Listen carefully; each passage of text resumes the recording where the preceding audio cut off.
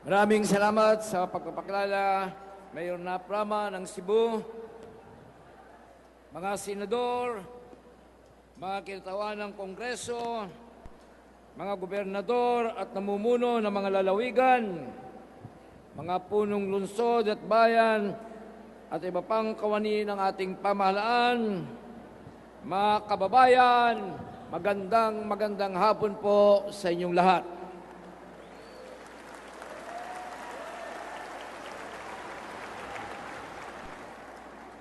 Buong puso nating tinatanggap sa araw na ito ang hamon na isulong ang tunay na pagbabago at kaginhawahan para sa bawat Pilipino. Naglulunsad tayo ng ating partidong una na may galing at talino, makatao, may malasakit at nakikinig sa hinaing ng mga mamamayan. Kakibat ng sambayanan, itatatag ng una ang isang pamahalaan na nakasandig sa katapatan, hustisya, puso at galing. Ginagantimpalaan ang pagsisikap ng mga pribadong mangangalakal habang tinitiyak ang pangkahalatan at pangmatagalang pag-unlad ng mamamayan at pagkalinga sa mga mahihirap at kapuspalan. Maayos sa serbisyo sa sambayanan, batay sa karanasan, dunong, kahusayan at malasakit sa kapwa ang lideratong iniaalay natin. Dahil sa una, ang kapakanan at ginhawa ng Pilipino ang laging inuuna.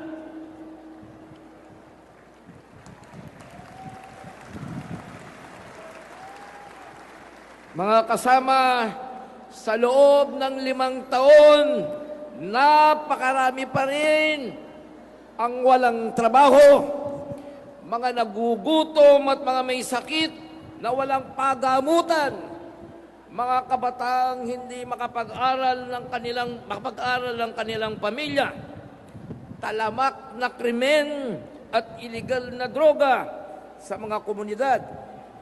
Laganap pa rin ang kahirapan. Kaya ba ang tanong ng bayan, nasaan ang gobyerno? Dahil sa anomalya at pangungutong sa MRT, palpak ang serbisyo. Ilan na lamang ang tumatakbong bagon at sa haba ng pila at matinding siksikan, papasok ka na amoy bagong ligo, lalabos ka ng train na amoy pawis.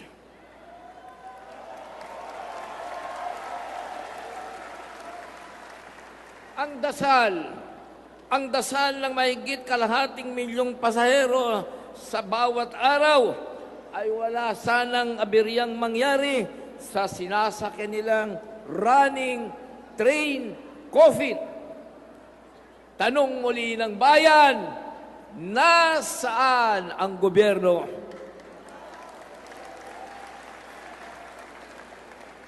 Nagbuwis ng buhay ang 44 na magigiting na miyembro ng ating kapulisan, ang SAP 44. Nagkaroon ng katakot-takot na investigasyon at report, ngunit walang nasampahan ng kaso.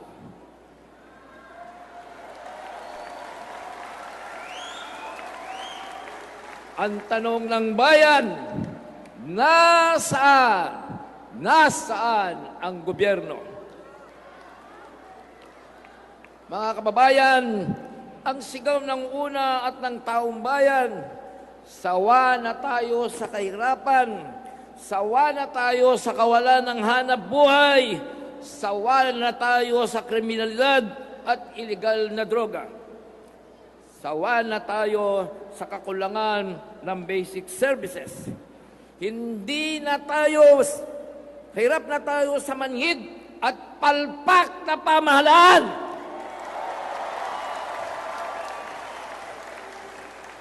Hirap na tayo sa turuan, siraan at pambobola. Hirap na tayo sa unlarang iilan lang ang nakikinabang. Ating inihaharap ang plataporma ng una para sa bagong paglaban sa kahirapan. Ito ang bandera ng ating paglilingkod, ang ating dakilang misyon at ang ating saligang gabay sa paglilingkod sa sambayanan. May 3 haligi ang ating programa ng pamahalaan. Una, pinalawak na serbisyong panlipunan o Social Inclusion Improvement of Basic Services. Pangalawa, masiglang ekonomiya o economic dynamism. At pangatlo, epektibo at may malasakit na pamamahala o effective and caring governance. Ipatutupad natin sa buong bansa ang ibayong serbisyong panlipunan na nagawa na sa Makati. Sa gayon, maraming Pilipino ang maiaahon sa kahirapan. Sila ay mabibigyan ng ginhawa. Pangunahin na sa ating plataporma ang pagbibigay ng hanap buhay mula sa 5 sektor na pinakamalaking tagapaglikha ng trabaho. Palalakasin natin ang agrikultura, manufacturing, turismo, business process outsourcing at export. Ikalawa, sa ating plataporma ay ang pagpapalawak ng dekalidad at libreng basic education at subsidized higher education.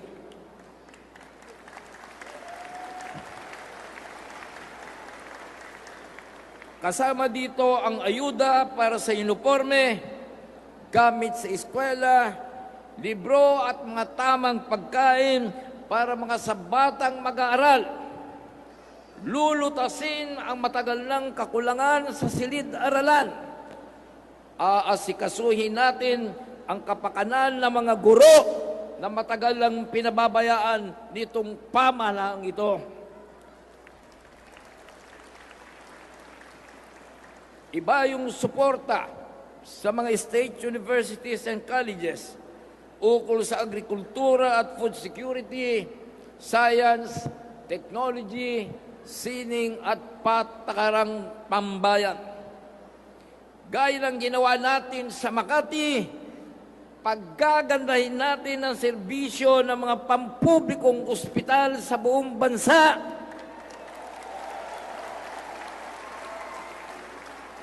Magbibigay tayo ng komprehensibong healthcare para sa lahat at libreng serbisyo medikal para sa mga mahihirap. Isusulong natin ang preventive healthcare sa pamamagitan ng malawakang bakuna, sanitasyon at tamang nutrisyon.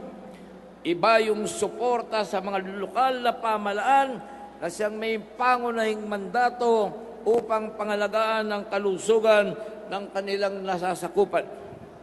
At kasing halaga nito, ang pagbibigay kalinga at suporta sa ating mga health workers sa lahat ng antas.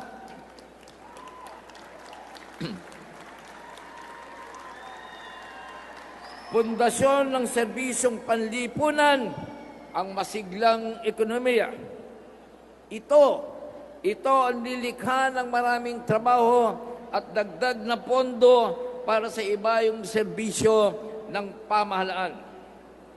Mga negosyong lumalago mula sa dekalidad na kasanayan ng manggagawang Pilipino, malinaw at hindi pabago-bagong mga batas at mga patakaran, mas mabilis at simpleng proseso sa pagpaparehistro, pagbubuwis at pagkuha ng mga permiso at lisensya. Maayos at modernong infrastruktura, public transport na hindi palpak tulad ng MRT.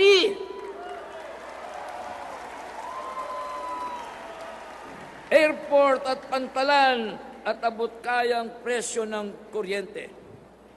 Titiyakin natin ang maigpit na pagkakaisa at koordinasyon ng pamahalaan at mga lokal na pamahalaan sa mga patakaran, programa at alituntunin. Mga kasama, ang una hindi samahan ng mga palpak at manhid.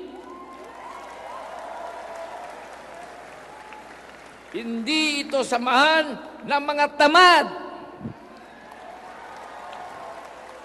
usad pagong at teka-teka sa pagharap sa mga problema ng bayan.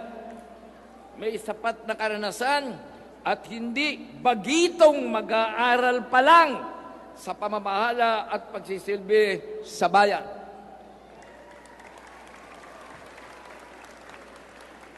Aaminin natin kapag tayo sa una ay nagkakamali. Hindi tayo maninisi o magbibintang sa iba. Aakuin natin ang responsibilidad at pananagutan ng buong pagpapakumbaba. At lagi nating igagalang ang ating konstitusyon at laging paiiralin ang batas. Patitingkarin natin ang tatlong sangay ng pamahalaan na pinahina ng panunuhol at pananakot.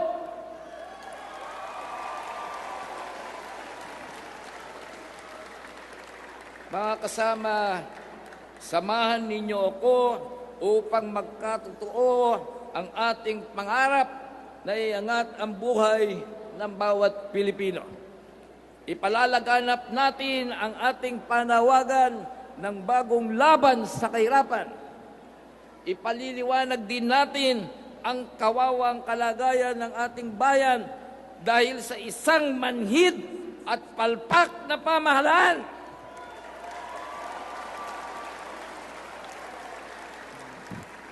Ihahayag ang ating solusyon at ito nga ang plataporma ng una para sa maganda at maginhawang buhay. Ibalik natin ang pananalig at tiwala sa Panginoong Diyos.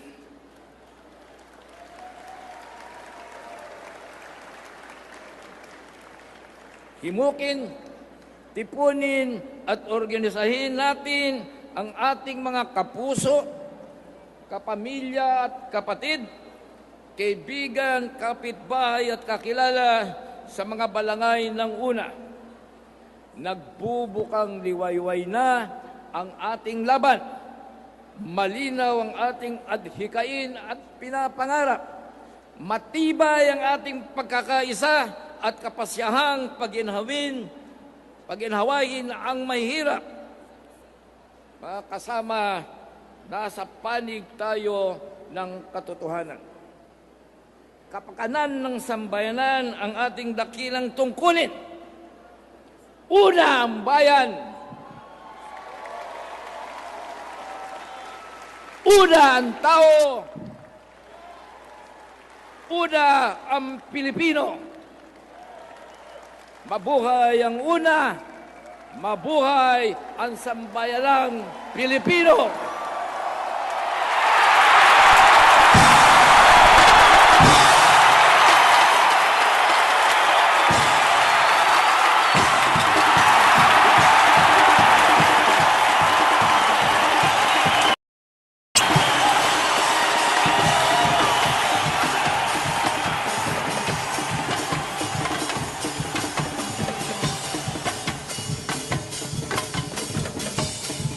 Mabuhay!